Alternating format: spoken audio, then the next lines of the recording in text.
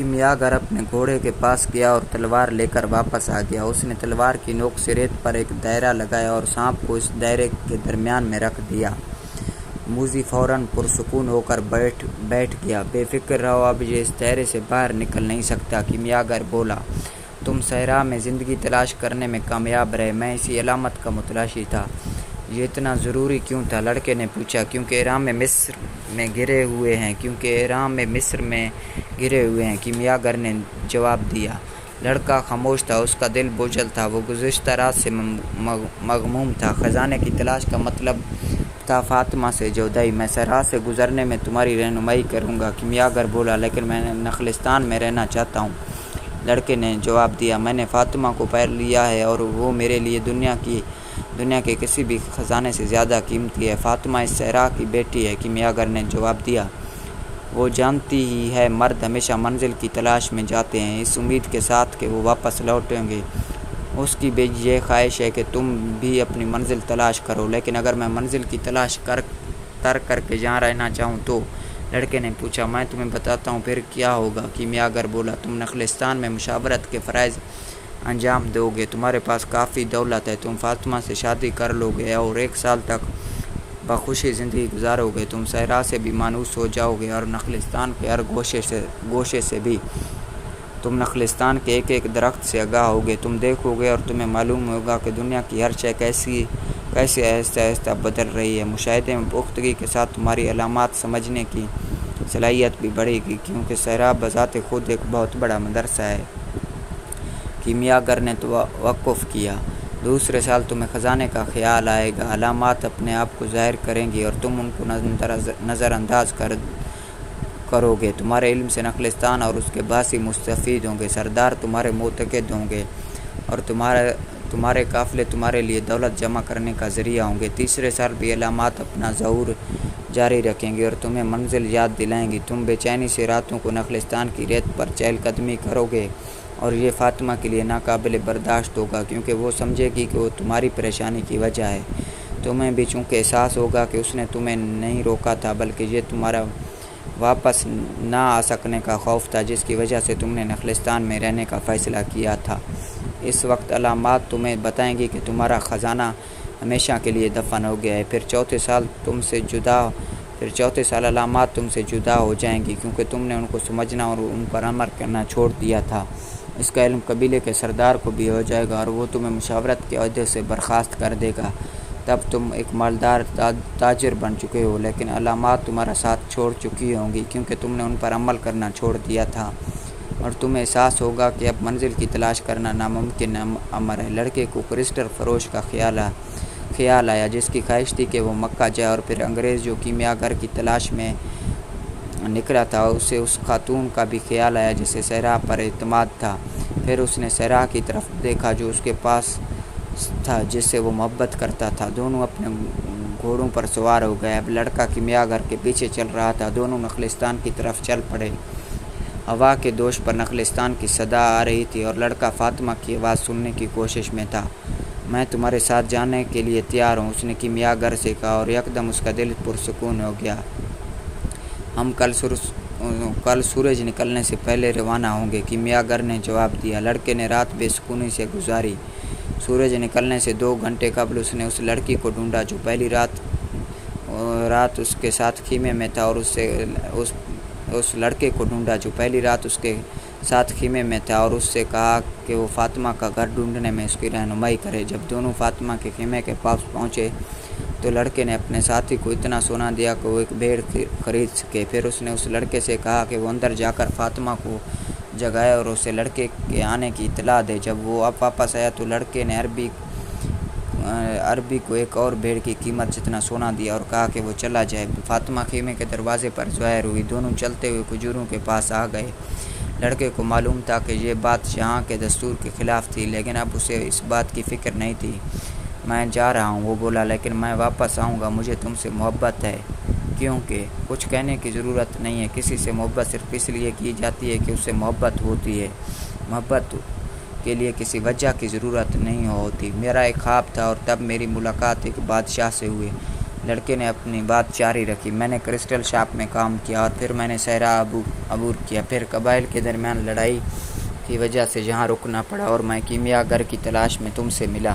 مجھے تم سے محبت ہے، اس لیے کائنات کی ہر شے نے معاونت کی۔ میں تم سے ملوں گا۔ دونوں بغل گیر ہو گئے اور یہ پہلی دفعہ تھا کہ دونوں ایک دوسرے کو چھوا تھا۔ میں واپس آؤں گا، لڑکا بولا۔ اس سے قبل میں صحرا کی طرف خالی نظروں سے دیکھتی تھی۔ فاطمہ بولی، اب ان آنکھوں میں امید ہوگی۔ میرا باپ بھی صحرا کے سفر پر گیا تھا اور پھر میری ماں کے پاس واپس آ گیا، ہمیشہ کے لیے۔ دونوں واپس مڑے اور لڑکی کے خیمے کی طرف چل پڑے۔ جب وہ خیمے کے دروازے پر پہنچے تو لڑکا بولا، میں بھی اسی طرح واپس آؤں گا جس طرح تمہارا باپ تمہاری ماں کے پاس واپس لوٹ آیا تھا۔ تم رو رہی ہو؟ اس نے فاطمہ کی نمناک آنکھیں دیکھتے ہوئے سوال کیا۔ میں صحرا کی بیٹی ہوں، اس نے اپنی آنکھیں چھپاتے ہوئے جواب دیا۔ بہرحال میں ایک عورت بھی تو ہوں۔ اور وہ خیمے کے اندر چلی گئی۔ صبح کے وقت وہ حسب معمول اپنے کام میں مشغول ہو گئی، لیکن آج سب کچھ بدل چکا تھا۔ یہ نخلستان اس لڑکے سے خالی تھا اور اس کا ماحول اس کے لیے ویسا کبھی نہیں ہوگا جیسا صرف ایک دن قبل تھا۔ نہ تو اس میں 50,000 کھجور کے درخت ہوں گے اور نہ 300 کنویں، اور نہ ہی یہ وہ نخلستان ہوگا جو مسافروں کو صحرا کی کڑکتی دھوپ میں سایہ فراہم کرتا ہے۔ فاطمہ کے لیے یہ نخلستان آج کے بعد ایک صحرا کی مانند ہوگا۔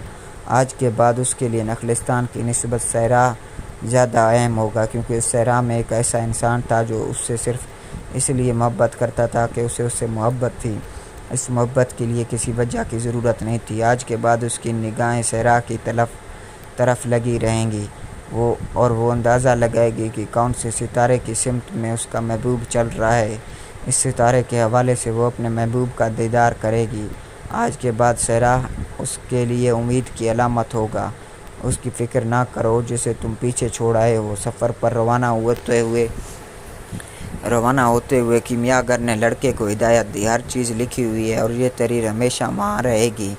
مرد گھر چھوڑنے کے بعد اس کی طرف لوٹ آنے کے بارے میں زیادہ سوچتے ہیں۔ لڑکے نے جواب دیا، جو آپ نے پیچھے چھوڑا ہے وہ اگر مادہ ہے تو تمہاری واپسی پر تمہیں ایسا ہی ملے گا، لیکن اگر وہ روشنی کا حالہ تھا جیسا کہ ستاروں کے ٹوٹنے پر ہوتا ہے تو واپسی پر تمہیں کچھ نہیں ملے گا۔ کیمیا گری کی زبان میں بول رہا تھا، لیکن لڑکا اس کا مفہوم سمجھ چکا تھا۔ پھر بھی اس کے لیے یہ ناممکن تھا کہ وہ فاطمہ کے بارے میں اپنے آپ کو سوچنے سے باز رکھے۔ صحرا کی یکسانیت اسے خواب دیکھنے پر مجبور کر رہی تھی۔ اس کے چشم تصور میں کھجوروں کے درخت تھے اور کنویں تھے، اور اس خاتون کا چہرہ تھا جس سے اسے محبت تھی۔ وہ انگریز کو چشم تصور میں دیکھ سکتا تھا جو اپنے تجربے میں مشغول تھا، اور ادیبان جو کہ ایک ایسا استاد تھا جسے خود بھی اس بارے میں معلوم نہیں تھا۔ شاید کیمیا گر کو کبھی محبت کا اتفاق نہیں ہوا تھا، لڑکے نے سوچا۔ کیمیا گر آگے تھا اور اس کے کندھے پر باز تھا۔ پرندوں کو صحرا کی زبان معلوم تھی۔ جب بھی کیمیا گر رکتا تو باز میوے پرواز ہو جاتا اور واپسی پر اپنے ساتھ شکار لاتا، کبھی خرگوش اور کبھی کوئی پرندہ۔ رات کے وقت وہ آگ کو چھپا کر روشن کرتے تھے۔ صحرا کی راتیں سرد تھیں اور چاند کے زوال کے ساتھ ساتھ تاریک سے تاریک تر ہو رہی تھی۔ وہ 1 ہفتہ تک چلتے رہے۔ اس دوران ان کی گفتگو کا محور زیادہ تر صحرا کے سفر کے دوران کی جانے والی احتیاط رہی تھی، اور یہ کہ کس طرح سے قبائلی جنگ سے اپنے آپ کو محفوظ رکھنا ہے۔ لڑائی جاری تھی اور ہوا میں کبھی پسینے اور کبھی خون کی بو شامل ہو جاتی تھی۔ جنگ کہیں قریب ہی ہو رہی تھی۔ اس سے لڑکے کو اس بات کا احساس ہوا کہ نشانیاں انسان کو وہ بات بتاتی ہیں جو آنکھ سے نہیں دیکھ سکتے۔ 7ویں روز کیمیا گر نے قبل از وقت پڑاؤ کا فیصلہ کیا۔ باز شکار کی تلاش میں روانہ ہو گیا اور کیمیا گر نے اپنے پانی کی بوتل لڑکے کو پیش کی۔ تم تقریباً اپنی منزل کے قریب پہنچ چکے ہو، کیمیا گر بولا۔ اپنی منزل کی تلاش جاں فشانی سے جاری رکھنے میں تم مبارکباد کے مستحق ہو، لیکن تمام راستے آپ نے مجھے کچھ نہیں بتایا، لڑکے نے سوال کیا۔ میرا خیال تھا آپ مجھے بہت کچھ سکھائیں گے۔ اس سے قبل صحرا میں سفر کے دوران میرے ساتھی کے پاس کتابیں تھیں جن میں کیمیا گری کے بارے میں معلومات تھیں۔ یہ سب کچھ سیکھنے کا صرف ایک ہی راستہ ہے، کیمیا گر بولا، اور وہ ہے عمل۔ تم نے جو بھی سیکھنا تھا وہ تم نے اپنے سفر کے دوران سیکھا۔ اب تمہیں صرف ایک چیز اور سیکھنے کی ضرورت ہے۔ لڑکا ہماتن گوش تھا کہ کیمیاگر اسے کیا کچھ سکھاتا ہے، لیکن کیمیاگر خاموشی سے افق کی طرف دیکھ رہا تھا۔ آپ کو کیمیاگر کیوں کہتے ہیں؟ لڑکے نے سوال کیا۔ کیونکہ میں کیمیاگر ہوں، اس نے جواب دیا۔ جن دوسرے لوگوں نے دھات کو سونے میں بدلنے کی کوشش کی وہ ناکام کیوں رہے؟ لڑکے نے استفسار کیا۔ وہ لوگ صرف سونے کی تلاش میں تھے، کیمیاگر نے جواب دیا۔ وہ خزانہ تو پانا چاہتے تھے لیکن اس کے لیے مشقت کرنے کو تیار نہیں تھے۔ وہ ایک چیز کیا ہے جسے سیکھنے کی مجھے ضرورت ہے؟ لڑکے نے بولا۔ کیمیاگر ابھی بھی افق کی طرف دیکھ رہا تھا۔ آخر اس طرف سے باز واپس آتا دکھائی دیا۔ انہوں نے اوٹ میں آگ جلائی تو اس کی روشنی کسی کو نظر نہ آئی۔ میں کیمیاگر اس لیے کہلاتا ہوں کیونکہ میں کیمیاگر ہوں، اس نے کھانا پکاتے ہوئے کہا۔ میں نے یہ فن اپنے دادا سے سیکھا تھا اور اس نے اپنے باپ سے، اور اس طرح یہ سلسلہ بہت دور تک پھیلا ہوا ہے۔ ان دنوں اسم اعظم پکھراج کی تختی پر لکھا جا سکتا تھا، لیکن انسانوں نے پھر آسان چیزوں کو رد کرنا شروع کر دیا اور اس کی جگہ غیر ضروری تفاصیل اور فلسفیانہ تحریروں نے لے لی، اور انہوں نے سوچنا شروع کر دیا کہ ان کی رسائی ان چیزوں تک ہے جو اس سے قبل لوگوں سے چھپی ہوئی تھی۔ اس لیے وہ مشکل پسند ہوتے گئے اور غیر ضروری تفصیل سے ہر بات، ہر تحریر طویل سے طویل تر ہوتی گئی، لیکن پھر بھی پکھراج کی تختی ابھی تک سلامت ہے۔ آخر اس تختی پر تحریر کیا ہے؟ لڑکے نے پوچھا۔ کیمیاگر نے ریت پر کچھ لکھنا شروع کیا اور 5 منٹ کے اندر ایک شکل بنائی۔ جس وقت کیمیاگر ریت پر کچھ لکھنے میں مصروف تھا، لڑکے کو بوڑھے بادشاہ کا خیال آیا۔ تختی پر یہ تحریر ہے۔ کیمیاگر نے جب لکھنا ختم کیا تو بولا۔ لڑکے نے تحریر کو پڑھنے کی کوشش کی لیکن اسے ناکامی ہوئی۔ اس طرح کی تحریر میں نے انگریز کی کتاب میں دیکھی تھی، نہیں یہ اس طرح کی ہے جیسے پرندوں کی پرواز تھی۔ صرف منطق کے ذریعے اس کو سمجھنا ممکن ہے۔ یہ کائنات کی روح تک رسائی کا براہ راست طریقہ ہے۔ دانا لوگ یہ سمجھتے ہیں کہ دنیا جنت کا ایک نمونہ ہے، یہ اس کا عکس ہے۔ اس کا وجود اس بات کی علامت ہے کہ کہیں پر ایسی دنیا بھی ہے جو ہر لحاظ سے مکمل ہے۔ خدا نے یہ دنیا اس لیے بنائی ہے کہ اس دنیا میں نظر آنے والی چیزوں کے واسطے سے لوگ اس کے روحانی وجود تک رسائی حاصل کر سکیں اور اس کی محیر العقول نشانیوں کو سمجھ سکیں، اور عمل سے یہی کچھ مراد ہے۔ کیا مجھے بھی اس تختی کی تحریر کو سمجھنا چاہیے؟ لڑکے نے سوال کیا۔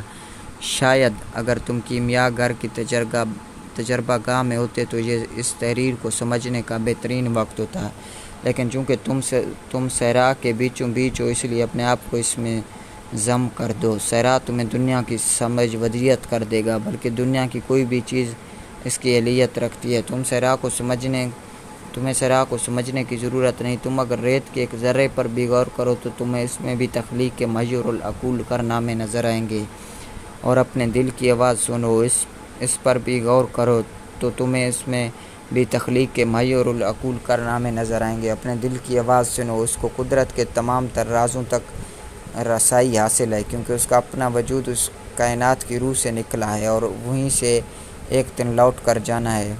وہ دونوں صحرا میں مزید 2 دن تک چلتے رہے۔ کیمیاگر اب اور زیادہ محتاط ہو گیا تھا کیونکہ وہ ایسے علاقے میں داخل ہو گئے تھے جہاں لڑائی زیادہ شدت اختیار کر چکی تھی۔ جیسے جیسے وہ صحرا میں آگے بڑھ رہے تھے، لڑکا اپنے دل کی آواز سننے کی کوشش کر رہا تھا۔ اس سے قبل اس کا دل اسے کہانیاں سناتا تھا، مگر اب وہ خاموش تھا۔ پہلے اس کا دل اسے گھنٹوں اپنی اداسی کی داستانیں سناتا تھا، اور کبھی صحرا میں طلوع آفتاب کے منظر پر اتنا جذباتی ہو جاتا تھا کہ لڑکے کے لیے اپنے آنسو چھپانا مشکل ہو جاتا تھا۔ جب خزانے کا ذکر آتا تو اس کی دھڑکنیں تیز ہو جاتی تھیں، اور جب اس کی نظر نہ ختم ہونے والی صحرا پر پڑتی تو یہ ڈوبنے لگتا، لیکن وہ خاموش کبھی بھی نہ ہوتا۔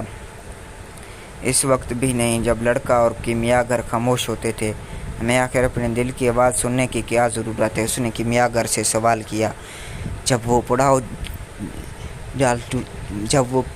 پڑاؤ ڈال چکے تھے، کیونکہ جہاں بھی تمہارا دل ہوگا وہیں خزانہ ملے گا، کیمیاگر نے جواب دیا۔ لیکن میرا دل تو بہت پریشان ہے، لڑکا تلخی سے بولا۔ اس میں خواب ہیں، اس میں جذبات کا ایک سمندر موجزن ہے، اور یہ مجھے بہت تکلیف دیتا ہے اور مجھے راتوں کو چین نہیں لینے دیتا۔ بہت خوب، پھر تمہارا دل زندہ ہے، اس کی بات پر دھیان دو، کیمیاگر نے کہا۔ اگلے 3 دن دونوں کا گزر ان قبائل کے درمیان سے ہوا جو لڑائی میں مشہور تھے۔ لڑکے کا دل خوف زدہ تھا، وہ اسے ان لوگوں کی کہانیاں سناتا تھا جو اپنی منزل کی تلاش میں نکلے لیکن کبھی لوٹ کر واپس نہیں آئے۔ کبھی وہ لڑکے کو ڈراتا تھا کہ شاید وہ بھی خزانہ ڈھونڈنے میں کامیاب نہ ہو سکے یا پھر وہ صحرا کے بیچوں بیچ مر جائے گا، اور کبھی وہ لڑکے کو بتاتا تھا کہ وہ مطمئن تھا کیونکہ اس کو محبت ملی تھی اور دولت بھی۔ میرا دل تو باغی ہے، لڑکے نے کیمیاگر کو بتایا، یہ نہیں چاہتا کہ میں آگے جاؤں۔ اس کا مطلب سمجھ میں آتا ہے، کیمیاگر بولا، آخر یہ فطری عمل ہے، تمہارے دل میں یہ خوف مجسم ہے کہ تم اپنی منزل کی تلاش میں وہ کچھ بھی کھو نہ بیٹھو جو اس وقت تمہارے پاس ہے، تو پھر مجھے اس کی آواز سننے کی کیا ضرورت ہے، کیونکہ تم اسے خاموش نہیں کرا سکتے۔ چاہو تو ظاہر کرتے رہو کہ تم اس کی آواز نہیں سن رہے، یہ پھر بھی اپنی بات دہراتا رہے گا اور تمہیں بتاتا رہے گا کہ تم کیا سوچ رہے ہو، اس زندگی کے بارے میں، دنیا کے بارے میں۔ آپ کا مطلب ہے میں اس کی بات سنتا رہوں چاہے یہ آواز بغاوت ہی کیوں نہ ہو؟ لڑکے نے استفسار کیا۔ بغاوت وہ عمل ہے جو غیر متوقع طور پر آتا ہے۔ اگر تم اپنے دل کو سمجھتے ہو تو اس کے دھوکے میں کبھی نہیں آؤ گے، کیونکہ تمہیں معلوم ہے اس کے خواب کیا ہیں، یہ کیا چاہتا ہے، اور تمہیں یہ بھی معلوم ہوگا کہ اس کے ساتھ کیسا سلوک کرنا ہے۔ تم کبھی اپنے دل سے پیچھا نہیں چھڑا سکتے، اس لیے بہتر یہی ہے کہ اس کی آواز سنو، اس طرح تم اس کے غیر متوقع وار سے محفوظ رہ سکو گے۔ صحرا میں سفر کے دوران لڑکا مسلسل اپنے دل کی آواز سنتا رہا، اسے آہستہ آہستہ اس کی چالوں کی سمجھ آنے لگی، اس کے دل سے خوف نکل گیا اور واپس جانے کا خیال بھی جاتا رہا۔ ایک دوپہر اس کے دل نے اس کو بتایا کہ وہ بہت خوش ہے، اگرچہ کبھی کبھار میں شکایت بھی کرتا ہوں۔ اس کا دل بولا، ایسا اس لیے کہ میں ایک انسان کا دل ہوں، اور انسانوں کے دل اس طرح کے ہوتے ہیں۔ لوگ اپنے خوابوں کی تعبیر ڈھونڈنے میں خوف زدہ ہوتے ہیں کیونکہ ان کا خیال ہوتا ہے وہ اس قابل نہیں ہے یا پھر وہ اسے حاصل کرنے میں ناکام رہیں گے۔ ہم دل اس لیے خوف زدہ ہوتے ہیں کہ محبت کرنے والے ہم سے ہمیشہ کے لیے جدا نہ ہو جائیں، یا پھر کچھ لمحات جو بہتر ہو سکتے تھے مگر نہیں ہوئے، یا پھر کچھ خزانے جو مل سکتے تھے لیکن ہمیشہ کے لیے ریت کے نیچے دب گئے۔ اور جب اس طرح ہوتا ہے تو ہمیں بہت دکھ اٹھانا پڑتا ہے۔ میرے دل کو خوف ہے، اسے تکلیف سے گزرنا پڑے گا، لڑکے نے اس وقت بتایا جب اندھیری رات میں دونوں آسمان کی طرف دیکھ رہے تھے۔ اپنے دل کو بتاؤ کہ تکلیف کا ڈر تھا، ڈر خود تکلیف سے بدتر ہوتا ہے۔ اپنے دل کو بتاؤ کہ تکلیف کا ڈر خود تکلیف سے بدتر ہوتا ہے، اور کسی دل کو آج تک تکلیف سے نہیں گزرنا پڑا جب وہ اپنی منزل کی تلاش میں نکلتا ہے، کیونکہ اس تلاش کا ہر لمحہ خدا سے ملاقات کی گھڑی ہوتی ہے۔ تلاش کا ہر لمحہ خدا سے ملاقات کی گھڑی ہوتی ہے۔ لڑکے نے اپنے دل سے کہا، جب میں خزانے کی تلاش میں نکلا تو ہر آنے والا دن گزرنے والے دن سے زیادہ روشن ہے، کیونکہ ہر لمحہ یہ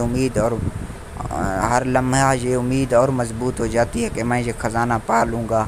جب سے میں خزانے کی تلاش میں نکلا ہوں میں نے ہر لمحہ کچھ نہ کچھ سیکھا ہے جو کہ میں نے نہیں سیکھ سکتا تھا اگر مجھ میں اتنی ہمت نہ ہوتی کہ میں وہ تجربات کر سکوں جو ایک طرف چرواہے کے لیے ناممکن تھے۔ اس کا دل دوپہر تک خاموش رہا۔ اس رات لڑکے کو بہت سکون کی نیند آئی، اور جب وہ صبح کو بیدار ہوا اس کا دل اس سے مخاطب ہوا تو اس لڑکے کو وہ باتیں بتائیں جن کا تعلق کائنات کی روح سے تھا۔ وہ تمام لوگ جو مطمئن ہوتے ہیں ان کے دل کے اندر اللہ ہوتا ہے۔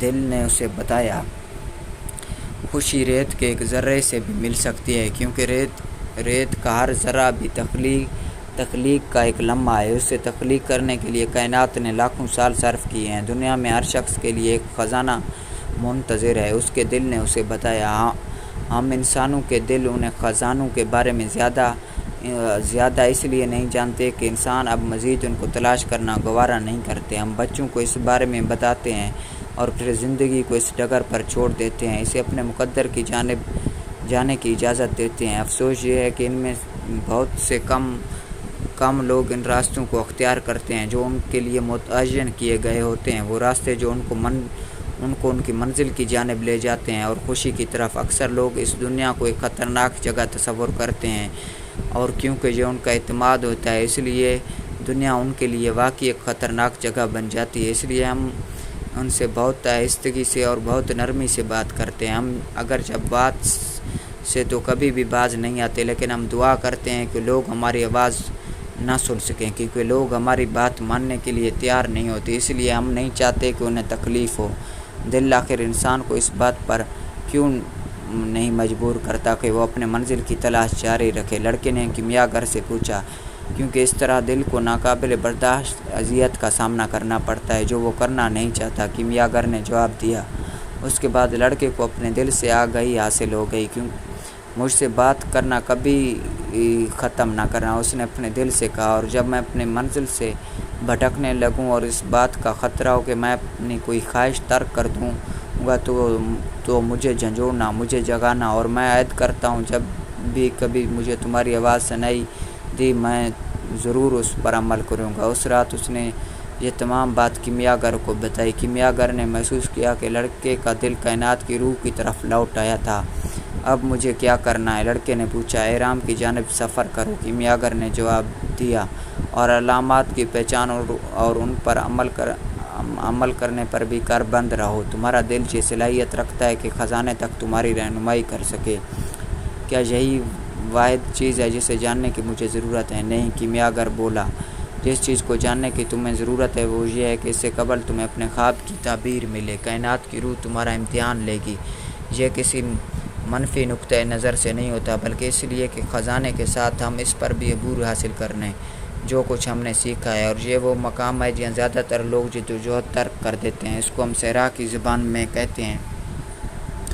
مسافر نے پیاس سے اس وقت جان دے دی جب اس کی نظریں افق پر کھجور کے درختوں کو دیکھ سکتی تھیں۔ ہر تلاش کا آغاز ابتدائی کامیابی سے اور ہر اختتام فاتح کے اختتام پر ہوتا ہے۔ ہر تلاش کا آغاز ابتدائی کامیابی سے اور اختتام فاتح کے اختتام پر ہوتا ہے۔ لڑکے کو اپنے وطن کی ایک ضرب المثل یاد آئی۔ رات کے تاریک ترین لمحات صبح سے تھوڑی دیر قبل آتے ہیں۔ اگلی صبح خطرے کا پہلا نشان مسلح جنگجوؤں کی آمد کی صورت میں ظاہر ہوا۔ انہوں نے ان دونوں کو گھیرے میں لے کر پوچھا کہ وہ ادھر کس مقصد سے آئے ہیں۔ میں اپنے باز کے ساتھ شکار کھیلنے نکلا ہوں، کیمیا گر نے جواب دیا۔ ہمیں آپ کی تلاشی لینی ہوگی تاکہ ہم تسلی کر سکیں کہ آپ لوگ مسلح تو نہیں ہیں۔ جنگجو بولے۔ وہ دونوں اپنے اپنے گھوڑوں سے نیچے اتر گئے۔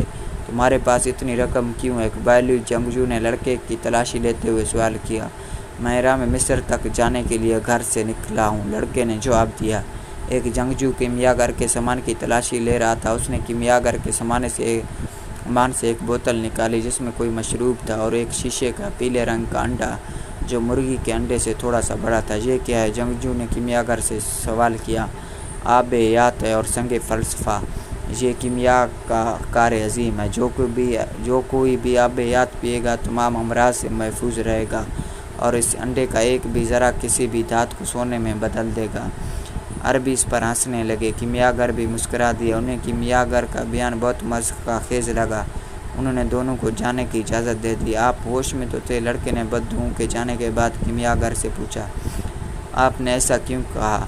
تاکہ تم زندگی کے ایک سادہ سے سبق سے آگاہی حاصل کر سکو، کیمیا گر نے جواب دیا۔ جب تمہارے پاس کوئی خزانہ ہو اور تم لوگوں کو بتاؤ تو بہت کم لوگ تم پر اعتبار کریں گے۔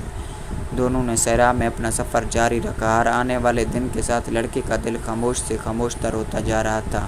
اسے نہ تو ماضی کو جاننے میں دلچسپی تھی اور نہ مستقبل کے بارے میں پریشان تھا۔ وہ صرف صحرا پر غور کرنے میں مگن تھا، اور لڑکے کے ساتھ وہ بھی کائنات کی روح میں غوطہ زن تھا۔ دونوں ایک دوسرے کے دوست تھے، اور کوئی بھی دھوکہ دہی کا مرتکب ہونے کا سوچ بھی نہیں سکتا تھا۔ جب اس کا دل اس سے مخاطب ہوتا، اس کا مقصد لڑکے کو سوچنے کے لیے مادہ کرنا ہوتا تھا اور اسے طاقت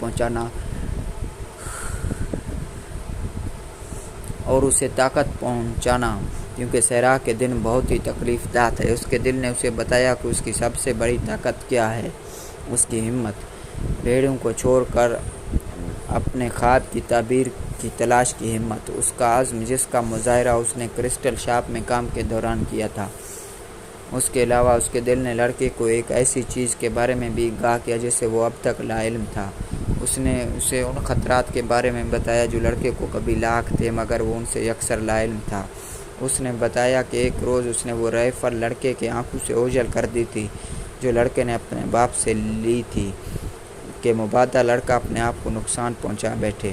پھر ایک روز جب لڑکے کو بہت زیادہ متلی آئی اور وہ نڈھال ہو کر زمین پر گر گیا اور اسے نیند آ گئی۔ اس روز 2 ڈاکو راستے میں اس لیے گھات لگا کر بیٹھے ہوئے تھے کہ جب وہ وہاں سے گزرے گا تو اسے قتل کر کے اس کی بھیڑیں چھین لیں گے، لیکن جب وہ کافی دیر تک وہاں سے نہ گزرا تو وہ دونوں مایوس ہو کر چلے گئے۔ کیا انسان کا دل ہمیشہ اس کی مدد کرتا ہے؟ لڑکے نے کیمیاگر سے پوچھا۔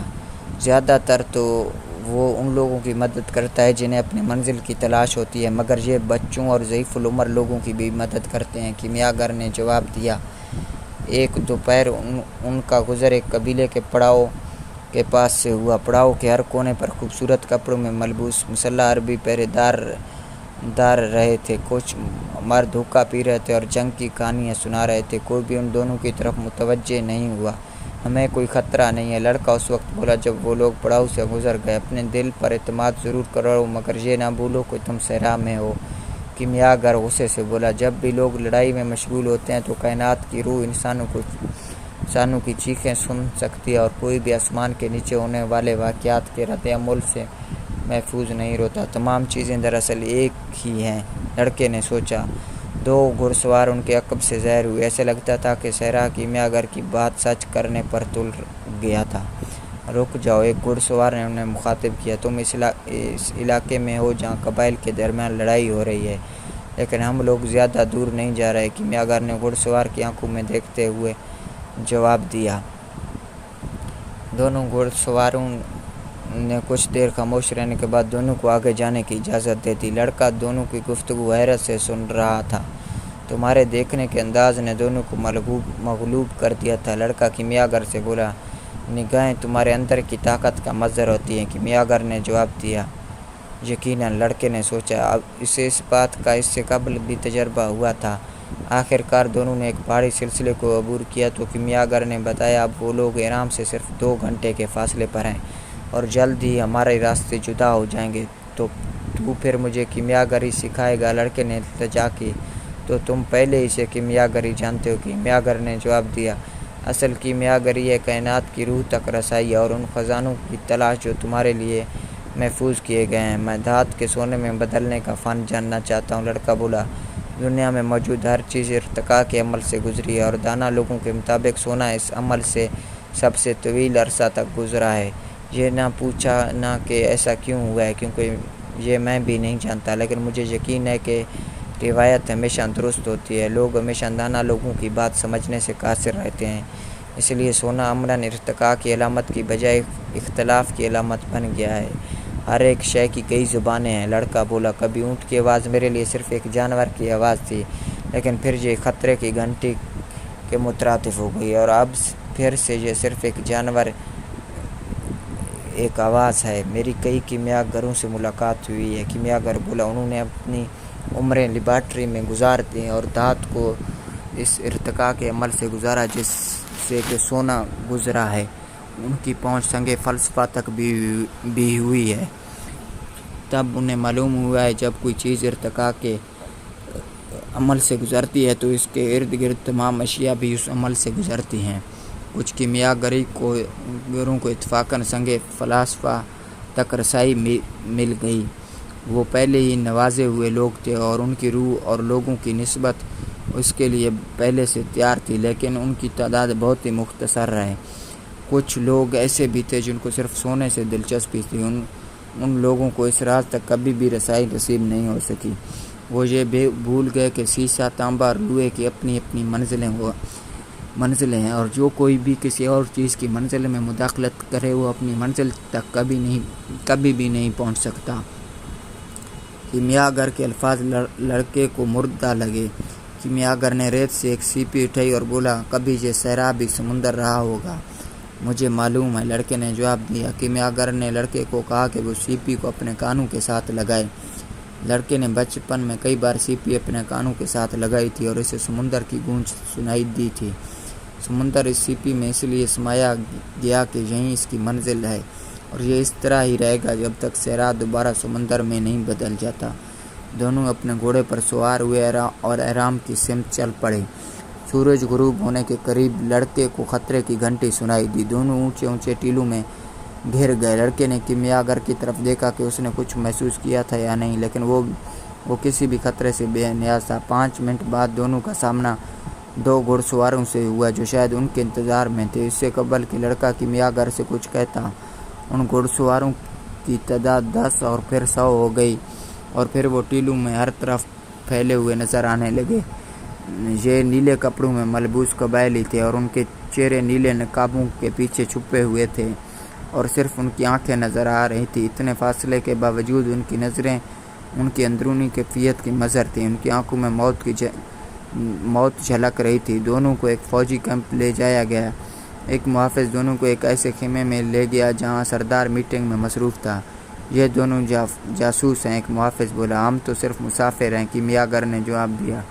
2 دن قبل تم دونوں دشمن کے ایک کیمپ کے قریب دیکھے گئے اور تم لوگ دشمن کے ایک آدمی سے محو گفتگو تھے۔ ایک سردار بولا، میں تو ایک صحرا میں آوارہ گردی کرنے والا شخص ہوں۔ مجھے قبائل کی لڑائی سے بالکل کوئی دلچسپی نہیں ہے اور نہ ہی مجھے ان کی حرکات کے بارے میں کوئی علم ہے۔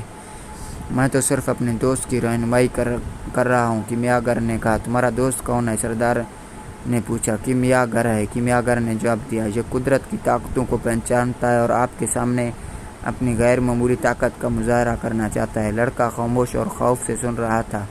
ایک غیر ملکی جہاں کیا کر رہا ہے؟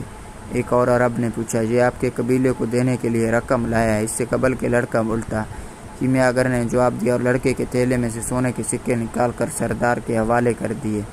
سردار نے خاموشی سے یہ سکے وصول کر لیے۔ یہ بہت سارے ہتھیار خریدنے کے لیے کافی تھے۔ کیمیاگر کیا ہوتا ہے؟ سردار نے سوال کیا۔ کیمیاگر وہ شخص ہوتا ہے جو دنیا اور قدرت کو جانتا ہے۔ اگر یہ چاہے تو آپ کے اس کیمپ کو صرف ہوائی طاقت کے ذریعے ملیا میٹ کر سکتا ہے۔ خیمے میں کہے گونجنے لگے۔ وہ سب لوگ جنگ کی ہلاکت خیزیوں کے عادی تھے اور انہیں یقین تھا کہ ہوا ان کا کچھ بگاڑنے سے قاصر تھی، لیکن پھر بھی ان کے دلوں کی دھڑکنیں تیز ہو گئیں۔ وہ صحرا نشین تھے اور خطرناک جادوگر تھے۔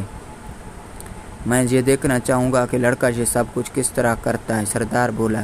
اس کام کے لیے اسے 3 دن درکار ہوں گے، کیمیاگر نے جواب دیا۔ یہ اپنے آپ کو ہوا میں تحلیل کرے گا تاکہ آپ کے سامنے اپنی طاقت کا مظاہرہ کر سکے۔ اگر یہ ایسا کرنے میں ناکام رہا تو آپ کو اپنی جان کا نذرانہ پیش کرے گا۔ تم مجھے اس چیز کا نذرانہ کیسے پیش کرو گے جو ہے میری ملکیت؟ سردار نے غصے سے جواب دیا۔ انہیں 3 دن کی مہلت دے دی۔ لڑکے کا خوف کے مارے برا حال ہو رہا تھا۔ کیمیاگر نے اسے سہارا دیا اور وہ دونوں خیمے سے باہر آ گئے۔ انہیں یہ مت معلوم ہونے دو کہ تم خوف زدہ ہو، کیمیاگر نے اس کے کان میں سرگوشی کی۔ یہ بہادر لوگ ہیں اور بزدلی سے نفرت کرتے ہیں۔ لڑکا کچھ بولنے سے قاصر تھا۔ انہیں قید کرنے کی ضرورت نہیں تھی کیونکہ صحرا میں سواری کے بغیر ہر انسان قیدی ہی تھا اور ان کے گھوڑے پہلے ہی ضبط ہو چکے تھے۔ ایک دفعہ قدرت نے پھر اپنے کئی زبانوں کا مظاہرہ کیا تھا۔ صحرا جو صرف تھوڑی دیر پہلے آزادی کی علامت تھا اب ایک ناقابل عبور فصیل کی شکل اختیار کر گیا تھا۔ تم نے انہیں میری جمع پونجی دے دی، لڑکے نے کیمیاگر سے گلہ کیا۔ وہ سب کچھ جمع کرنے میں میں نے پوری زندگی گزاری۔ اس دولت کی تمہارے لیے کیا حیثیت ہوتی اگر تم زندہ ہی نہ ہوتے؟ کیمیاگر نے جواب دیا۔ تمہاری دولت نے ہمیں زندگی کے 3 دن مہیا کیے ہیں اور دولت انسان کو اتنا کچھ کبھی نہیں دے سکتی۔ لڑکا اتنا خوف زدہ تھا کہ اس پر دنائی کی باتوں کا کوئی اثر نہیں ہو رہا تھا۔ اسے کچھ سمجھ نہیں آ رہا تھا کہ وہ اپنے آپ کو ہوا میں کیسے تحلیل کرے۔ وہ آخر کیمیاگر تو نہیں تھا۔ کیمیاگر نے محافظ سے قہوہ منگایا اور لڑکے کی کلائی پر تھوڑا سا قہوہ ڈولا۔ اس کے جسم میں سکون کی ایک لہر دوڑ گئی۔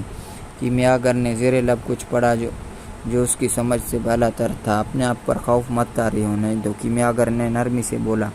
اگر تم نے ایسا کیا تو تم اپنے دل سے مخاطب نہیں ہو سکو گے، لیکن مجھے معلوم ہے میں اپنے آپ کو ہوا میں کیسے تحلیل کروں۔ لڑکے نے مجھے نہیں معلوم کہ میں اپنے آپ کو ہوا میں کیسے تحلیل کروں، لڑکے نے بولا۔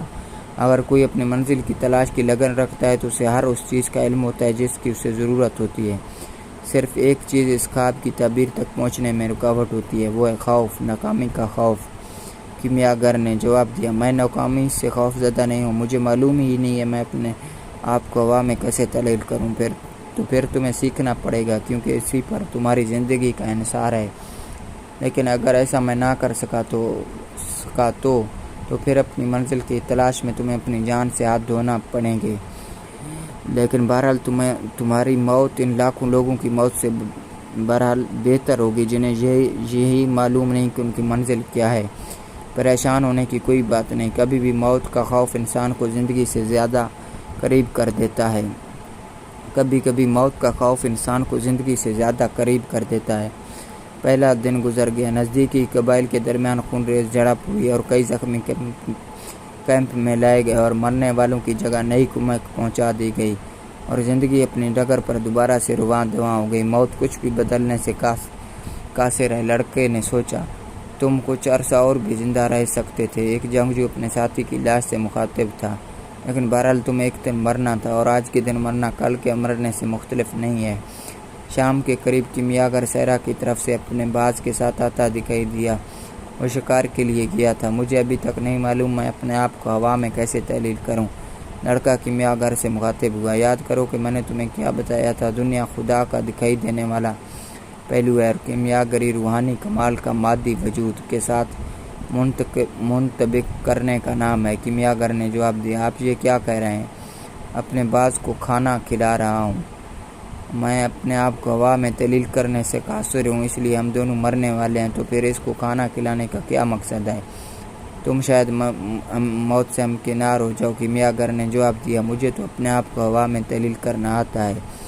دوسرے دن لڑکا کیمپ کے قریب موجود پہاڑوں پر چڑھ گیا۔ محافظوں نے کوئی اعتراض نہیں کیا، انہیں معلوم تھا یہ لڑکا اپنے آپ کو ہوا میں تحلیل کر سکتا ہے، اس لیے وہ اس کے قریب جانے سے گھبرا رہے تھے۔ اس نے تمام دوپہر صحرا کو گھورتے اور اپنے دل کی آواز سننے میں گزار دی۔ اس نے اندازہ لگایا کہ صحرا نے اس کا خوف محسوس کر لیا تھا۔ دونوں کی ایک ہی زبان تھی۔ تیسرے دن سردار نے کیمیاگر کو بلایا۔ چلو دیکھتے ہیں لڑکا اپنے آپ کو ہوا میں کیسے تحلیل کرتا ہے۔ سردار بولا چلیں۔ کیمیاگر نے جواب دیا۔ لڑکا ان سب کو ایک پہاڑی پر لے گیا جہاں وہ کل گیا تھا۔ اس نے تمام لوگوں کو بیٹھنے کا اشارہ کیا۔ آپ کو تھوڑی دیر انتظار کرنا ہوگا، لڑکا بولا۔ ہمیں کوئی جلدی نہیں، سردار نے جواب دیا، ہم صحرا نشین ہیں۔ لڑکے نے افق کی جانب دیکھا۔ کچھ فاصلے پر پہاڑوں کا سلسلہ تھا اور ٹیلے، چٹانیں، پودے ایک ایسی زمین میں زندہ رہنے کی تگ و دو میں مصروف تھے جہاں زندگی ناممکن تھی۔ یہ وہی صحرا تھا جس تک پہنچنے اور اس کو سمجھنے کی اس میں کبھی شدید تڑپ تھی، لیکن وہ صحرا کے اس چھوٹے سے ٹکڑے سے آگاہی حاصل کر رہا تھا۔ اس حصے میں اس کی ملاقات انگریز سے ہوئی تھی، قافلے سے، مختلف قبائل سے اور نخلستان سے، جس میں 50,000 کھجور کے درخت اور 300 کنویں تھے۔ آج تمہیں کیا چاہیے؟ صحرا نے اس سے پوچھا۔ کیا تم نے مجھے دیکھنے میں کافی وقت نہیں گزارا؟ تمہارے بیچ میں کہیں ایسا شخص ہے جس سے مجھے محبت ہے، لڑکا بولا۔ اس لیے جب میں تمہاری ریت کو دیکھتا ہوں تو دراصل میں اس کا دیدار کر رہا ہوتا ہوں۔ میں اس کے پاس واپس جانا چاہتا ہوں اور مجھے تمہاری مدد درکار ہے تاکہ میں اپنے آپ کو ہوا میں تحلیل کر سکوں۔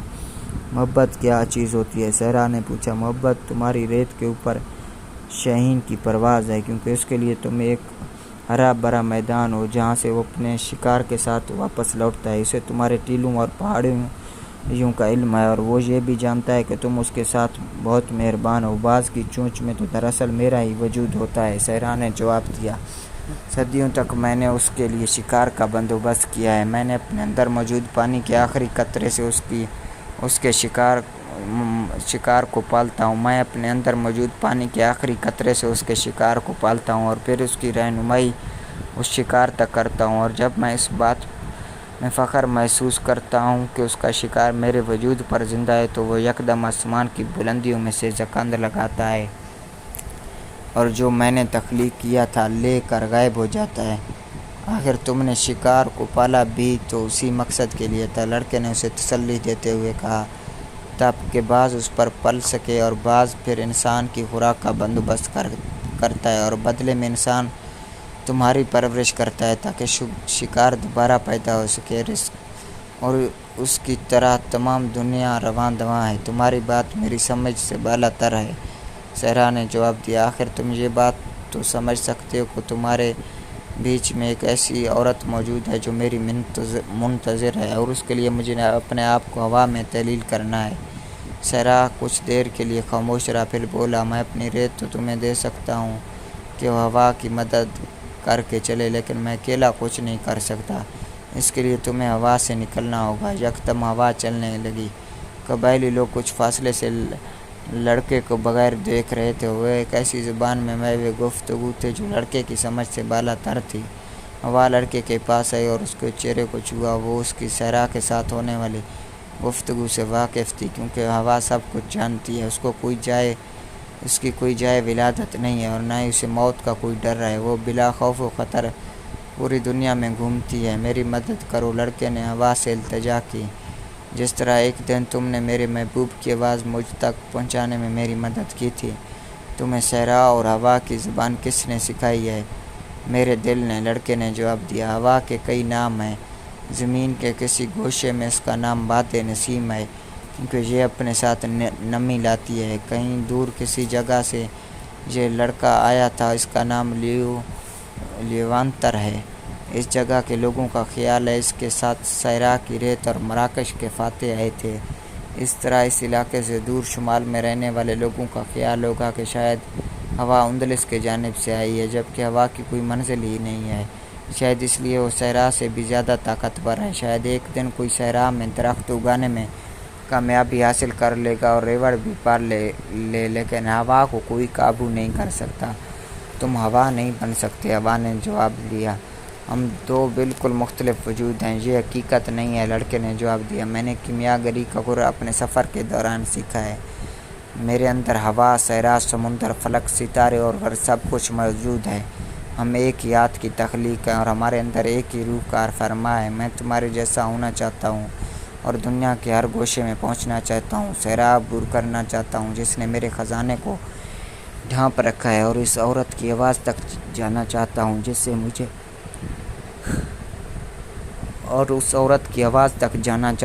سے مجھے محبت ہے۔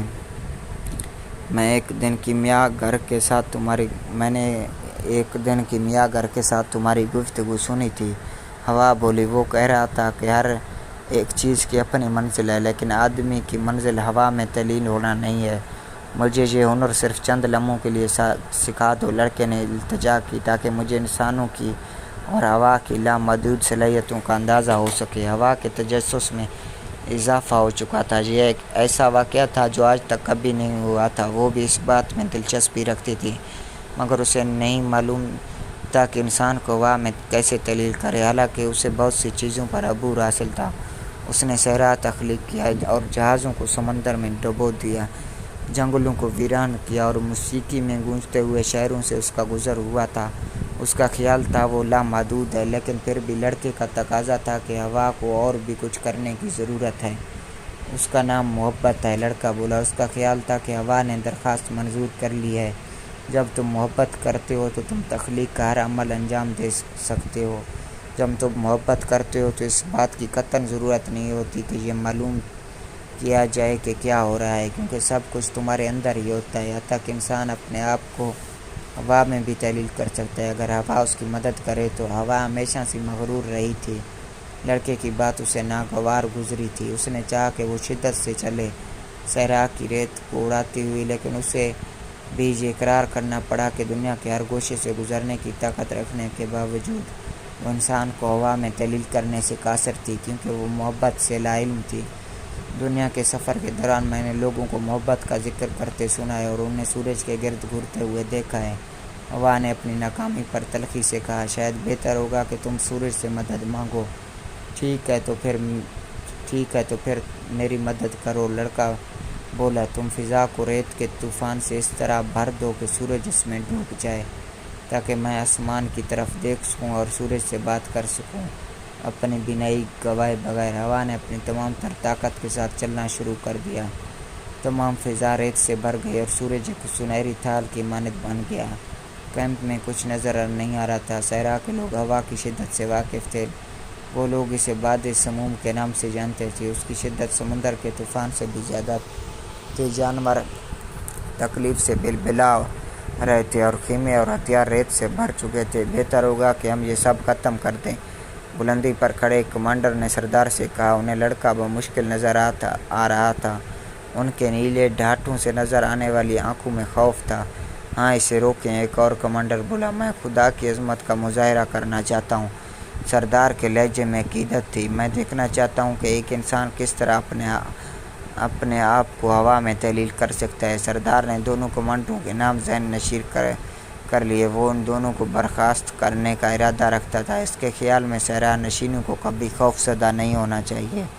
ہوا نے مجھے بتایا کہ تم محبت کے بارے میں جانتے ہو۔ لڑکا سورج سے مخاطب ہوا۔ اگر تم محبت کے بارے میں جانتے ہو تو تمہیں کائنات کی روح سے بھی ضرور آگاہی ہوگی۔ کیا اس کی تخلیق بھی محبت سے ہوئی ہے؟ جی جہاں میں ہوں، سورج نے جواب دیا، میں کائنات کی روح کا آسانی سے نظارہ کر سکتا ہوں۔ یہ میری روح سے مخاطب ہوتی ہے۔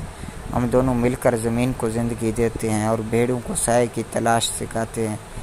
زمین سے اتنی دوری پر میں نے محبت کرنا سیکھا ہے۔ مجھے معلوم ہے اگر میں تھوڑا سا بھی زمین کے قریب آیا تو زمین پر موجود ہر چیز فنا ہو جائے گی اور روح کائنات ختم ہو جائے گی۔ اس لیے ہم مسلسل اس بات پر غور کرتے ہیں کہ ہر شے کو دوام کیسے دیں۔ میں زمین کو حرارت دیتا ہوں، اس لیے زمین کی بقا کے ساتھ میری اپنی بقا وابستہ ہے۔ تو پھر تمہیں محبت کے بارے میں بھی معلوم ہے؟ لڑکے نے سوال کیا۔ اور مجھے کائنات کی روح کا بھی پتہ ہے، کیونکہ ہم دونوں کائنات کے نہ ختم ہونے والے سفر کے دوران ہمیشہ محو گفتگو رہے ہیں۔ اس نے مجھے بتایا کہ اس کا سب سے بڑا مسئلہ یہ ہے کہ اب تک صرف نباتات اور جمادات ہی یہ بات جانتے ہیں کہ تمام چیزوں کے اصل ایک ہے۔ نہ تو لوہے کو تانبا بننے کی ضرورت ہے اور نہ ہی تانبے کو سونا بننے کی۔ ہر ایک کا اپنا ایک کام ہے، دوسرے سے بالکل منفرد۔ اگر وہ خالق ہے جس نے سب تخلیق کیا ہے کائنات کی تخلیق کے 5ویں روز آرام کرتا تو کچھ بھی وجود میں نہ آتا، اور پھر تخلیق کا 6واں روز بھی تو تھا۔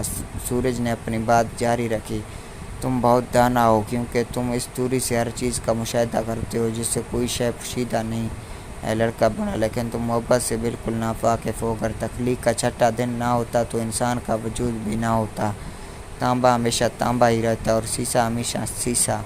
یہ سچ ہے کہ ہر چیز کی اپنی منزل ہے، ایک دن ہر چیز اپنی منزل پر پہنچ جائے گی۔ اس لیے ہر شے اپنے آپ کو کسی بہتر چیز میں تحلیل کرنے میں مصروف ہے تاکہ ایک روز اپنی منزل تک پہنچ جائے، جس روز ہر شے کائنات کی روح میں واپس ضم ہو جائے گی۔ سورج نے اس کے بارے میں غور کیا اور زیادہ شدت سے چمکنے کا ارادہ کیا۔ ہوا جو اب تک تمام گفتگو غور سے سن رہی تھی زیادہ شدت سے جلنے لگی تاکہ سورج لڑکے کی بینائی کو متاثر نہ کر سکے۔ اس لیے کیمیاگری مورز وجود میں آئی۔ لڑکے نے اپنی بات جاری رکھی تاکہ سب اپنے خزانے کو کھوج سکیں اور گزشتہ زندگی سے بہتر بن سکیں۔ سیسا اس وقت تک اپنا کردار ادا کرتا رہے گا جب تک دنیا کو سیسا کی ضرورت رہے گی، اور جب اس کی ضرورت نہیں رہے گی تو پھر سیسا سونے میں بدل جائے گا۔ یہی کیمیاگر کرتے ہیں۔ وہ ہمیں بتاتے ہیں جب ہم جو آج ہیں اس سے بہتر بننے کی کوشش کرتے ہیں تو ہمارے ارد گرد موجود ہر شے بہتر بن جاتی ہے۔ یہ تو صحیح ہے، لیکن تم نے یہ کیوں کہا ہے کہ میں محبت سے ناواقف ہوں؟ سورج نے لڑکے سے پوچھا۔ کیونکہ محبت کا یہ تقاضا نہیں ہے کہ صحرا کی طرح ساکن رہیں، اور نہ ہی یہ محبت ہے کہ ہوا کی طرح آوارہ گردی کی جائے، اور نہ ہی یہ کہ اوپر سے صرف دنیا کا نظارہ کرتے رہیں۔ تمہاری طرح محبت تو وہ طاقت ہے جو مسلسل ارتقاء کے عمل سے گزر رہی ہے اور روح کائنات کو تقویت دیتی ہے۔ جب مجھے پہلی بار روح کائنات تک رسائی ہوئی تو میرا خیال تھا کہ یہ ہر لحاظ سے مکمل ہے، لیکن پھر مجھے معلوم ہوا کہ یہ بھی دوسری مخلوق کی طرح ہے۔ اس کی بھی اپنی تمنائیں اور اپنے دکھ ہیں۔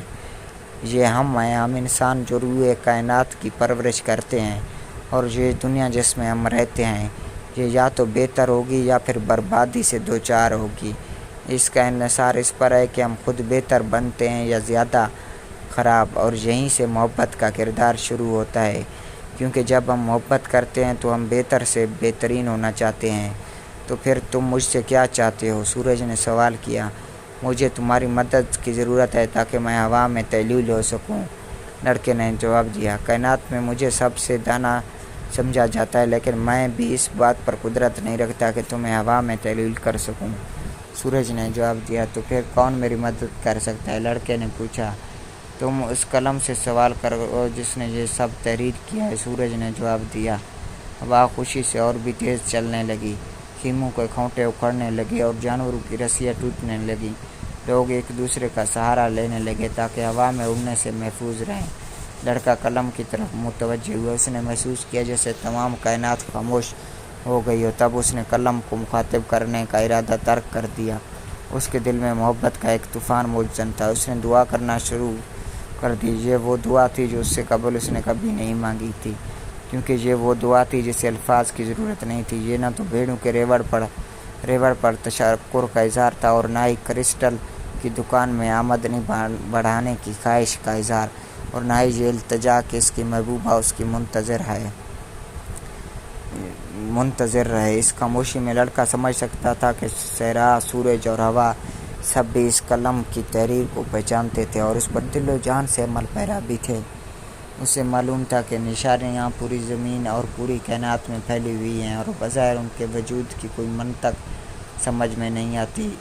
وہ دیکھ سکتا تھا کہ نہ صرف انسان بلکہ صحرا، ہوا اور سورج تک اپنی تخلیق کے مقصد سے لا علم تھے، لیکن خالق کے نزدیک ہر چیز کا ایک مقصد تھا۔ صرف اس کو اس چیز پر دسترس حاصل تھی کہ اگر وہ چاہے تو سمندر کو صحرا میں بدل دے یا پھر آدمی کو ہوا میں تبدیل کر دے، کیونکہ یہ صرف اسی کو ہی معلوم ہے کہ کس چیز کو کس وقت کس طرح سے ہونا چاہیے، تو وہ پورے نظام کے لیے خرابی نہیں بلکہ بہتری کا سبب ہوگی۔ اور اسے ہی معلوم ہے کہ ایک عظیم مقصد کے تحت تخلیق کے 6 روز صرف ایک نقطے میں مرکوز ہو کر کار عظیم بن گئے ہیں۔ لڑکے نے روح کائنات پر غور کیا تو اسے محسوس ہوا کہ یہ خالق کی روح کا ایک پرتو تھا اور وہ خود بھی اس کا پرتو تھا۔ اسے یقین ہو گیا کہ وہ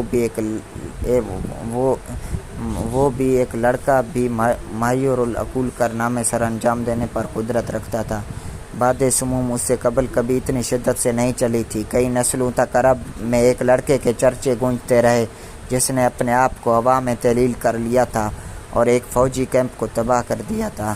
جب باد سموم تھم چکی تو ہر ایک نے لڑکے کو اس جگہ تلاش کیا جہاں وہ تھوڑی دیر قبل کھڑا تھا، لیکن اب وہ موجود نہیں تھا۔ وہ کیمپ کی دوسری جانب ریت میں دبے ہوئے خیمے کے قریب کھڑا تھا۔ تمام لوگوں پر ایک انجانا سا خوف طاری تھا، مگر 2 آدمی مسکرا رہے تھے۔ ایک کیمیا گر اس لیے کہ اسے قابل شاگرد مل گیا تھا، سردار اس لیے کہ اس شاگرد نے خدا کی عظمت کو پہچان لیا تھا۔ اگلے روز قبیلے والوں نے کیمیا گر اور لڑکے کو الوداع کیا۔ ان کے ساتھ ایک محافظ دستہ روانہ کیا گیا تاکہ اس کی منزل تک انہیں بحفاظت پہنچا دے۔ پورا دن وہ لوگ محو سفر رہے۔ دوپہر کے بعد وہ ایک خانقاہ کے پاس پہنچے۔ کیمیا گر نے گھوڑے سے اترتے ہوئے محافظ دستے کو واپس جانے کی اجازت دے دی۔ اس سے آگے تم اکیلے جاؤ گے۔ کیمیا گر نے لڑکے کو مخاطب کیا، تم ایرام سے صرف 3 گھنٹے کی مسافت پر ہو۔ بہت شکریہ، لڑکا بولا، آپ نے مجھے عالمگیر زبان سکھائی۔ میں نے صرف اس چیز کو خریدا ہے جو تمہارے اندر پہلے سے موجود تھی۔ کیمیا گر نے خانقاہ کے دروازے پر دستک دیتے ہوئے جواب دیا۔ کالے لباس میں ملبوس ایک راہب باہر آیا۔ دونوں کچھ دیر تک غیر مانوس زبان میں گفتگو کرتے رہے اور گفتگو رہے اور پھر کیمیا گر نے لڑکے کو اندر آنے کو کہا۔ میں نے تھوڑی دیر کے لیے اس کا باورچی خانہ استعمال کرنے کی اجازت مانگی ہے۔ کیمیا گر مسکرایا۔ وہ دونوں باورچی خانے میں داخل ہوئے۔ کیمیا گر نے چولہا روشن کیا جبکہ راہب سیسا لے کر آیا۔ کیمیا گر نے یہ سیسا چولہے پر لوہے کے برتن میں رکھ دیا۔ تھوڑی دیر بعد سیسا پگھلنے لگا۔ کیمیا گر نے اپنے تھیلے سے پیلا انڈا نکالا اور اس سے بال برابر چھلکا اتارا۔ اسے منہ میں لپیٹ کر برتن میں ڈال دیا۔ مرکب لال رنگ اختیار کر گیا، خون سے مشابہ۔ کیمیا گر نے برتن چولہے سے اتارا اور ٹھنڈا ہونے کے لیے ایک جانب رکھ دیا۔ اس دوران وہ راہب کے ساتھ قبائلی جنگ پر گفتگو کرتا رہا۔ میرا خیال ہے یہ لڑائی طویل عرصے تک جاری رہے گی، کیمیا گر بولا۔ کیمیا گر پریشان تھا۔ تمام قافلے غزہ میں رکے ہوئے تھے اور جنگ کے ختم ہونے کا انتظار کر رہے تھے۔ ہونا وہی ہے جو خدا کی منشا ہے، راہب نے جواب دیا۔ بالکل، کیمیا گر بولا۔ جب مرکب ٹھنڈا ہو چکا تو راہب اور لڑکے کی آنکھیں حیرت سے پھیل گئیں۔ سیسے نے برتن کی شکل اختیار کر لی تھی، مگر اب وہ سیسا نہیں تھا بلکہ سونے میں بدل چکا تھا۔ کیا میں بھی کسی روز ایسا کر سکوں گا؟ لڑکے نے اشتیاق سے کیمیا گر سے سوال کیا۔ یہ میری منزل تھی، تمہاری نہیں، کیمیا گر نے جواب دیا۔ میں صرف تمہیں یہ دکھانا چاہتا تھا کہ ایسا ممکن ہے۔ کیمیاگر نے سونے کے 4 ٹکڑے کیے۔ یہ آپ کے لیے، اس نے ایک ٹکڑا راہب کی طرف بڑھاتے ہوئے کہا۔ مسافروں کے لیے آپ کی میزبانی کا صلہ، لیکن یہ تو میرے لیے بہت زیادہ ہے، راہب نے جواب دیا۔ دوبارہ ایسا کبھی مت کہیے گا، زندگی سن رہی ہے اور آئندہ کہیں آپ کو کم حصہ نہ مل جائے، یہ تمہارا حصہ ہے۔ کیمیاگر نے ایک ٹکڑا لڑکے کی طرف بڑھاتے ہوئے کہا۔ لڑکے نے بھی یہ کہنے کا ارادہ کیا، یہ اس کے لیے بہت زیادہ ہے، لیکن وہ کیمیاگر کی بات سن چکا تھا، اس لیے خاموش رہا۔ اور یہ میرے لیے ہے، سفر کے لیے زاد راہ، اس نے سونے کا 4تھا ٹکڑا راہب کے حوالے کرتے ہوئے کہا۔ یہ لڑکے کا حصہ ہے، اگر اسے کبھی ضرورت پڑے تو، لیکن میں تو اپنے خزانے کی تلاش میں جا رہا ہوں، لڑکا بولا، اور میں اس کے بہت قریب پہنچ چکا ہوں، مجھے یقین ہے تم اس تک ضرور پہنچ جاؤ گے۔ کیمیاگر نے جواب دیا۔ تو پھر یہ سونا کیوں؟ کیونکہ تم 2 دفعہ اپنا سرمایہ کھو چکے ہو، ایک دفعہ ایک چور کے ہاتھوں اور دوسری دفعہ سردار کے ہاتھوں۔ میں ایک ضعیف العقیدہ عرب ہوں اور مجھے اپنی روایات پر اعتماد ہے۔ ایک روایت ہے کہ ہر وہ چیز جو ایک دفعہ واقع ہوتی ہے وہ دوبارہ نہیں ہو سکتی، لیکن اگر کوئی چیز دوبارہ واقع ہوتی ہے تو پھر وہ یقیناً تیسری بار بھی ضرور ہوگی۔ دونوں گھوڑوں پر سوار ہو گئے۔ میں تمہیں خوابوں کی ایک کہانی سنانا چاہتا ہوں، کیمیاگر بولا۔ لڑکا اپنا گھوڑا کیمیاگر کے قریب لے آیا۔ قدیم روم میں شہنشاہ تبریئس کے دور میں ایک نیک انسان تھا جس کے 2 بیٹے تھے۔ ان میں سے ایک فوج میں ملازم تھا، فوج کو ملک کے دور دراز علاقوں میں تعینات کیا گیا تھا، جبکہ دوسرا بیٹا شاعر تھا جو اپنی خوبصورت شاعری سے پورے روم کو منور کر رہا تھا۔ ایک رات اس آدمی نے ایک خواب دیکھا۔ ایک فرشتہ اس کے پاس آیا اور اسے بتایا کہ اس کے ایک بیٹے کے چرچے رہتی دنیا تک قائم رہیں گے۔ وہ آدمی جب خواب سے جاگا تو وہ بہت خوش تھا کہ قدرت اس پر مہربان آئی اور اسے اس بات سے آگاہ کیا تھا جس پر کسی بھی باپ کو فخر ہوتا ہے۔ کچھ عرصے بعد وہ آدمی ایک بچے کو گاڑی کے نیچے آنے سے بچاتے ہوئے فوت ہو گیا۔ کیونکہ وہ نیک آدمی تھا اس لیے وہ سیدھا جنت میں گیا۔ وہاں اس کی ملاقات اس فرشتے سے ہوئی جس سے وہ خواب میں ملا تھا۔ تم نے کیونکہ زندگی خدا کے بتائے ہوئے طریقوں پر گزاری ہے، اس لیے میں تمہاری ایک خواہش پوری کر سکتا ہوں، فرشتے نے کہا۔ میری زندگی بہت پرسکون تھی۔ جب تم میرے خواب میں آئے تھے مجھے احساس ہوا میری کوششوں کا اجر مجھے مل گیا ہے، کیونکہ میرے بیٹے کی شاعری رہتی دنیا تک پڑھی جائے گی، اور یہ کسی بھی باپ کے لیے فخر کا باعث ہے کہ اس کی اولاد اس کے لیے باعث عزت بنے۔ میں آنے والے وقت میں اس کا چرچا دیکھنا چاہتا ہوں۔ فرشتے نے اس آدمی کے کندھے کو چھوا اور دونوں آنے والے وقت میں پہنچ گئے۔ وہ ایسی جگہ پر موجود تھے جہاں لوگوں کا بے تحاشا ہجوم تھا جو کسی عجیب زبان میں گفتگو کر رہے تھے۔ فرتے جذبات سے آدمی کے آنسو نکل آئے۔ مجھے معلوم تھا کہ میرے بیٹے کی شاعری لازوال ہے۔ کیا آپ مجھے بتا سکتے ہیں میرے بیٹے کی کون سی نظم اس وقت پڑھی جا رہی ہے؟ فرشتہ آدمی کے قریب آیا اور نرمی سے اس ساتھ والی کرسی پر بٹھا دیا اور بولا، تمہارے بیٹے کی شاعری روم میں بہت مقبول تھی، لیکن تبریئس کے دور کے ساتھ ہی اس کی شاعری بہت معدوم ہو گئی۔ اس وقت آپ جو دیکھ رہے ہیں وہ آپ کے بیٹے کی شاعری نہیں ہے، بلکہ آپ کے اس بیٹے کا ذکر ہے جو فوج میں تھا۔ آدمی نے حیرت سے فرشتے کی جانب دیکھا۔ تمہارا بیٹا دور دراز کے علاقوں میں تعینات تھا، وہ ایک دن اس علاقے کا سربراہ بنا دیا گیا۔ وہ بہت عابد اور نیک تھا۔ ایک دن اس کا ایک ملازم بیمار پڑ گیا، ایسا لگتا تھا کہ وہ مر جائے گا۔ تمہارے بیٹے نے ایک حکیم کا ذکر سن رکھا تھا جو ہر بیماری کا علاج کرنے کی اہلیت رکھتا تھا۔ تمہارا بیٹا کئی دن کے سفر کے بعد حکیم کے پاس پہنچا۔ سفر کے دوران اسے معلوم ہوا کہ وہ حکیم خدا کا بیٹا ہے۔ اس کی ملاقات ان لوگوں سے ہوئی جو پہلے ہی حکیم کے ہاتھوں شفا پا چکے تھے۔ وہ رومن ہونے کے باوجود اس پر ایمان لے آیا۔ جب وہ حکیم کے پاس پہنچا تو اسے آنے کی غرض سے مطلع کیا۔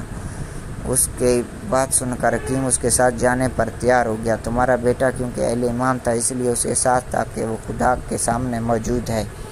میں اس عنایت کے قابل نہیں ہوں کہ آپ میرے گھر تشریف لائیں، آپ صرف ایک پھونک ماریں تو میرا ملازم صحت یاب ہو جائے گا، اس نے کہا۔ اور یہی وہ الفاظ ہیں اس وقت یہاں دہرائے جا رہے ہیں۔ ہر شخص کا اس دنیا میں مرکزی کردار ہے، چاہے وہ کچھ بھی کرتا ہو، کیمیاگر نے لڑکے کو بتایا۔ لڑکا مسکرایا، اسے خیال ہی نہیں تھا کہ زندگی کا سوال کسی چرواہے کے لیے اتنا اہم بھی ہو سکتا ہے۔ خدا حافظ، کیمیا گر بولا۔ خدا حافظ، لڑکے نے جواب دیا۔ لڑکے نے کیمیا گر سے رخصت ہونے کے بعد اپنا سفر جاری رکھا۔ اس کی توجہ مسلسل اپنے دل کی آواز پر تھی۔ اس کا دل اسے بتانے والا تھا کہ خزانہ کہاں چھپا ہے۔ جہاں تمہارا دل ہوگا وہیں تمہارا خزانہ ہوگا، کیمیا گر نے کہا تھا، لیکن اس کا دل اور باتوں میں مصروف تھا۔ وہ اسے فخر کے ساتھ اس چرواہے کی کہانی سنا رہا تھا جو اپنا ریوڑ چھوڑ کر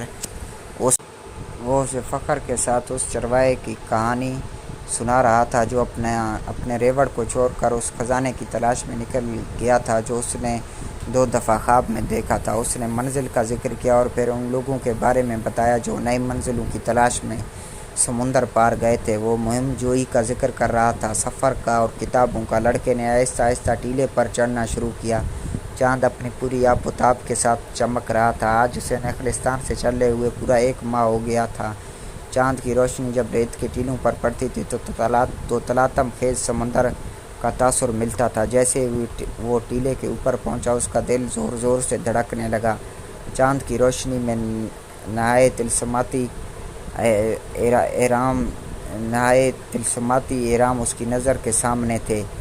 چاند کی روشنی میں نہایت طلسماتی اہرام اس کی نظر کے سامنے تھے۔ لڑکا اپنے قدموں میں گر گیا اور بے اختیار رونے لگا۔ اس نے خدا کا شکر ادا کیا جس نے اسے اپنے خواب پر نہ صرف یقین عطا کیا بلکہ اس خواب کی تعبیر حاصل کرنے میں اس کی رہنمائی بھی کی۔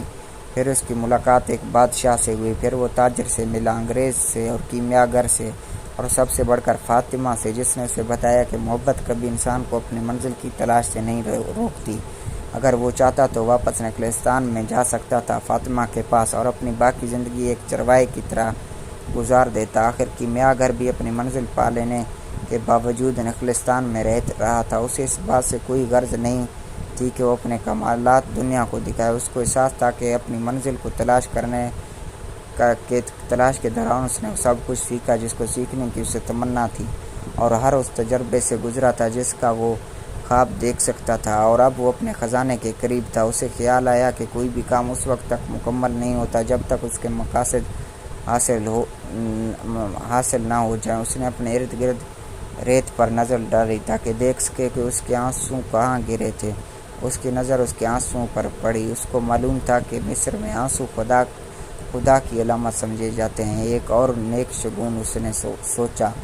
اس نے اس جگہ پر ریت کھودنا شروع کر دی جہاں اس کے آنسو گرے تھے۔ ریت کھودتے ہوئے اسے خیال آیا کہ کرسٹل فروش نے کہا تھا، اہرام صرف پتھروں کا ایسا ڈھیر ہے جسے کوئی بھی اپنے ذہن میں بنا سکتا ہے۔ میں تو اس طرح کے اہرام اپنے ذہن میں نہیں بنا سکتا، چاہے میں پوری زندگی پتھر جمع کرتا رہوں۔ اس نے اپنے آپ سے کہا۔ تمام رات وہ کھدائی کرتا رہا لیکن اسے کچھ بھی نہیں ملا، لیکن اس نے کھدائی جاری رکھی۔ اس کے ہاتھ شل ہو چکے تھے، اس کی انگلیاں چھل گئی تھی، لیکن اس کی توجہ اس کے دل کی آواز پر تھی جو اسے کہہ رہا تھا کہ اس جگہ پر کھدائی جاری رکھے جہاں اس کے آنسو گرے تھے۔ جیسے ہی اس نے گڑھے میں سے پتھر نکالنا شروع کیا، اسے قدموں کی آہٹ سنائی دی۔ پھر اس نے کئی حوالے دیکھے۔ اس کی پیٹھ چاند کی طرف ہونے کی وجہ سے ان کے چہرے اور ان کی آنکھیں دیکھنے سے قاصر تھا۔ تم یہاں کیا کر رہے ہو؟ ایک حوالہ بولا۔ خوف کے مارے اس کے منہ سے کوئی جواب نہیں نکلا۔ اس نے وہ جگہ تلاش کر لی تھی جہاں اس کا خزانہ دفن تھا، اور اب اسے خوف تھا کہ کچھ ہو نہ جائے۔ ہم لڑائی کے علاقے سے ہجرت کر کے آئے ہیں اور ہمیں رقم کی ضرورت ہے، دوسرا حوالہ بولا۔ تم یہاں کیا چھپا رہے ہو؟ میں کچھ نہیں چھپا رہا، لڑکے نے جواب دیا۔ ایک حوالے نے اسے کالر سے پکڑ کر گڑھے سے نکالا، اس کی تلاشی لینے لگا۔ دوسرا حوالہ اس کے بیگ کی تلاشی لے رہا تھا۔ اس کے ہاتھ میں سونے کا ٹکڑا آ گیا۔ یہ سونا ہے، وہ بولا۔ چاند اس آدمی کے چہرے کو منور کر رہا تھا جس نے لڑکے کو پکڑا تھا۔ اس کی آنکھوں میں موت تھی، شاید اس نے اور بھی سونا ریت میں دفن کر رکھا ہے۔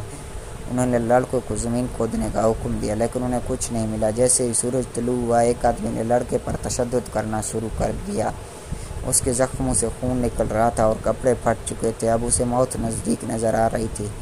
اس دولت کا کیا فائدہ جو تمہیں موت سے نہ بچا سکے؟ اس کے کانوں میں کیمیا گر کے الفاظ گونجے۔ آخرکار اس نے آدمی کو بتایا کہ وہ خزانے کی تلاش میں کھدائی کر رہا تھا۔ اگرچہ اس کے ہونٹ پھٹ چکے تھے لیکن اس نے تمام کہانی حملہ آوروں کو سنائی کہ وہ کس طرح سے اہرام تک پہنچا تھا۔ ایک عرب نے جوانوں کا سردار دکھائی دیتا تھا۔ اس آدمی کو حکم دیا جس نے لڑکے کو پکڑ رکھا تھا کہ اسے چھوڑ دے۔ لڑکا بے ہوشی کے عالم میں ریت پر گر گیا۔ ہم جا رہے ہیں، تم مر نہیں سکتے، تم زندہ رہو گے تاکہ یہ جان سکو کہ آدمی کو اتنا احمق نہیں ہونا چاہیے کہ خواب کی تعبیر میں پاگلوں کی طرح مارا پھرے۔ 2 سال قبل ٹھیک اسی جگہ میں نے کئی بار خواب دیکھا تھا۔ مجھے نظر آیا کہ مجھے اسپین کی طرف سفر کرنا چاہیے، جہاں ایک متروک چرچ میں ایک چرواہا اور اس کا ریوڑ زیر قیام ہے۔ اس چرچ میں انجیر ایک بہت بڑا درخت ہے۔ مجھے کسی کی آواز سنائی دی، اگر میں اس انجیر کے درخت کی جڑوں میں کھدائی کروں تو مجھے ایک خزانہ ملے گا، لیکن میں اتنا احمق نہیں ہوں کہ صحرا کو صرف اس لیے پار کروں کہ مجھے خواب نظر آیا تھا۔ اس کے ساتھ ہی حملہ آور غائب ہو گئے۔ لڑکا لڑکھڑاتے ہوئے قدموں سے اٹھ کھڑا ہو گیا اور ایک بار پھر احرام پر نظر دوڑائی۔ اسے لگتا تھا جیسے وہ اس پر ہنس رہے ہوں۔ وہ بھی جواباً ہنسنے لگا۔ اس کا دل خوشی سے اچھل رہا تھا، کیونکہ اب اسے معلوم ہو گیا تھا کہ اس کا خزانہ کہاں ہے۔